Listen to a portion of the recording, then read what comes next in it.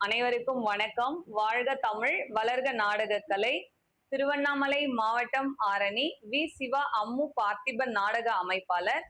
பங்குனி மாதம் 14ஆம் தேதி சனிக்கிழமை.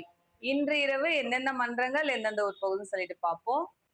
வதியூர் ஸ்ரீ ஜெயம் நாடக மன்றம், மாங்கால் கூற்றோடு அடுத்த சிறுமயிலூர். வடையிலுப்பை பரணி நாடக மன்றம், செய்யாறு அடுத்த புரிசை. வேம்புலியம்மன் கட்டைக்கூத்து, செய்யாறு அடுத்த பெருங்களத்தூர். ஆரணி நந்தினி நாடக மன்றம், வேலூர் அடுக்கும்பாறை அடுத்த துத்திப்பட்டு. துத்திப்பட்டு பாத்தீங்கன்னா ரொம்ப கலை ரசிகர் அந்த அப்பா.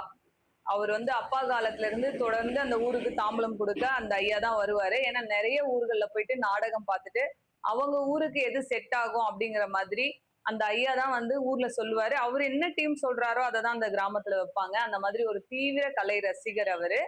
அவர் கொஞ்சம் உடல்நிலை குறைவால காலமாயிட்டாரு. ஐயாவுடைய ஆன்மா சாந்தி அடைய எல்லாம் வல்ல இறைவனை வேண்டுகின்றேன்.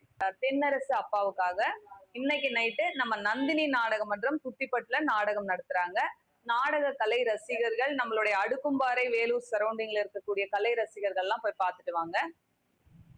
ஆரணி ஸ்ரீ லிங்கேஷ் நாடக மன்றம், செஞ்சி கோணை அடுத்த சோமசமுத்திரம். குறும்பூர் ராஜேஸ்வரி நாடக மன்றம், தேசூர் டு தெல்லாறு அடுத்த பெண்ணாட்டகரம். இதுவும் பாத்தீங்கன்னா நினைவு நாளுக்காக நாடகம் வச்சிருக்காங்க. நினைவு நாளுக்காக பரமேஸ்வரமங்கலம் ஆரணி ஜெயலட்சுமி நாடக மன்றம், ஆற்காடு டு கண்ணமங்கலம் அடுத்த நாராயணபுரம். நாராயணபுரத்துல நாடகம். வடசேந்தமங்கலம் சீனிவாசா நாடக மன்றம், சேட்பட் நெடுங்குணம் அடுத்த வெளுக்கம்பட்டு. ஆரணி துளசி நாடக மன்றம், திமிரி அடுத்த நம்பரை. காஞ்சி கௌரி நாடக மன்றம், சோளிங்கர் அடுத்த அமுதரெட்டி கண்டிகை. ஆரணி பூவரசன் நாடக மன்றம், காஞ்சிபுரம் அடுத்த குண்டையா தண்டலம். ஆரணி ஸ்ரீ தனம் நாடக மன்றம், ஆரணி டு சதுப்பேரி அடுத்த விராத காண்டம். விராத காண்டத்துல நாடகம். ஆரணி தனுஷ் நாடக மன்றம், செஞ்சி அடுத்த புதுப்பாளையம். இன்று இரவு இத்தனை மன்றங்களுக்கு தான் நாடகம். கலை ரசிகர்கள் தொடர்ந்து நாடக கலையை பாருங்க. நாடக கலைக்கு வாய்ப்பும் ஆதரவும் கொடுங்க. பெரும்பாலும் தொடர்ந்து சொல்லிட்டு வர்றதுதான் நாடகங்களை பார்க்க போகக்கூடிய கலை ரசிகர்கள்லாம் ரொம்ப ஜாக்கிரதையா போயிட்டு வாங்கன்னு தான் சொல்லிட்டு இருக்கேன். இப்ப நாடக கலைஞர்களுக்கும் அதிகமா சொல்றேன். ஏன்னா தினமும் பாத்தீங்கன்னா நைட்ல கண்ணு முடிச்சுட்டு பகல்ல போயிட்டு வீட்டுல தூங்கணும். அதனால நாடகங்கள் எல்லா கம்பெனியும் வேன்ல தான் இப்ப அழைச்சிட்டு வரோம்.